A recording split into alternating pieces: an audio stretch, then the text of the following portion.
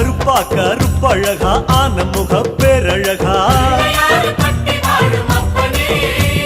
சுருப்பா சுறுசுறுப்பா நல்ல வழி காட்டிடப்பா செட்டான செட்டியாரே நாட்டுக்கோட்டை பிள்ளையாரே வட்டி மேல வட்டி போட்டு வரமளிக்கும் பிள்ளையாரே